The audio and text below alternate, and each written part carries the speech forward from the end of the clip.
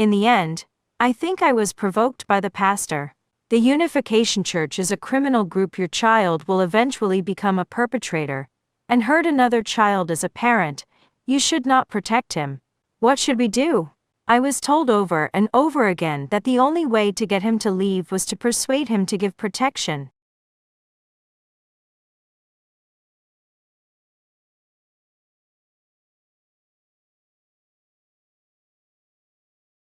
A pastor who recommends protective persuasion. Let's turn back the clock to about a year after the Waseda Street riot. This was around June 1994. Asako's family was suffering.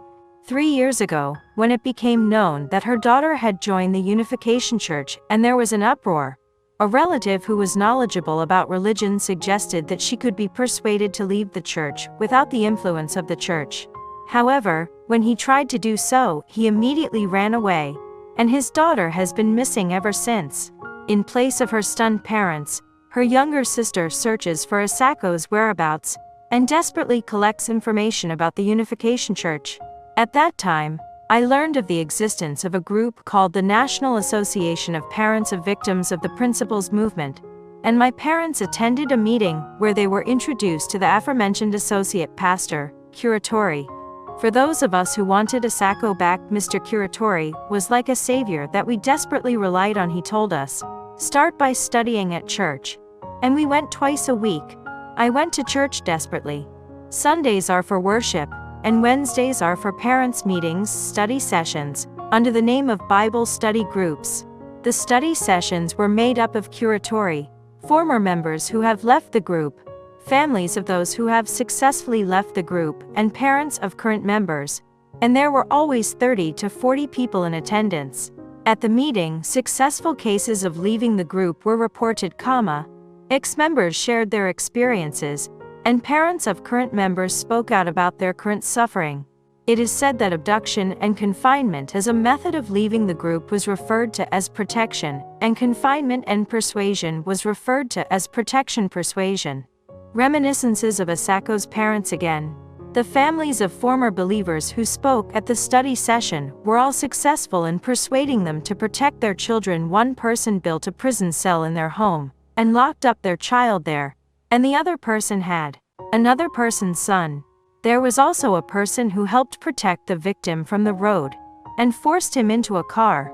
At the time, it seemed like it was natural to protect people, and I had no idea at the time that protection was a bad thing, even from the image of the word.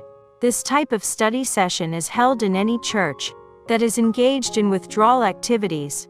The same goes for calling abduction and confinement protection. Sometimes pastors call themselves deliverance counselors, and leaving the church is described as deliverance. However, to describe the act of forcibly abducting someone who has not asked for help, ignoring their will, and forcing them to leave the group through persuasion under confinement as protection or rescue is to gloss over the essence of the matter. I can't do it. The anti-Unification Church side tends to make announcements about the church's problems in a distorted manner, perhaps in order to justify their protective persuasion. A mother I met during the interview took her son into custody and coerced him into leaving the group. Although he is happy about the fact, he regrets that the method of confinement was a mistake. In the end, I think I was provoked by the pastor. The Unification Church is a criminal group. Your child will eventually become a perpetrator and hurt another child. As a parent, you should not protect him. What should we do? I was told over and over again that the only way to get him to leave was to persuade him to give protection. The same was true for Asako's parents. When he receives a message from his daughter, whose whereabouts are known, that she will be participating in a mass wedding, he decides to protect her from the streets. When he told Curatori about this, she introduced him to an experienced person to put his plan into action.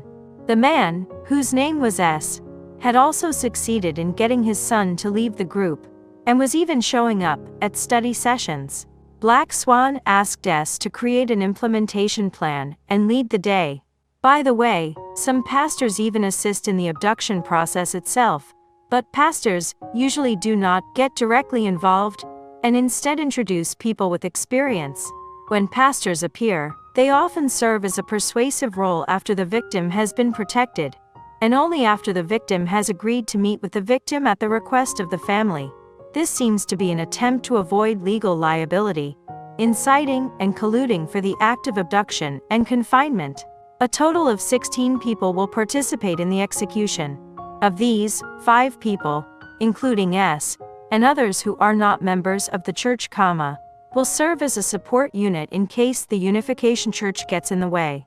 The place of confinement is in the same Yokohama city as Tatsuka Church, and Abbott had been protecting another believer, Nisa Takasu mentioned at the beginning, until just before. No video phones will be installed in the apartment. Also remove the intercom. The plan gradually took shape and was executed on Waseda Street.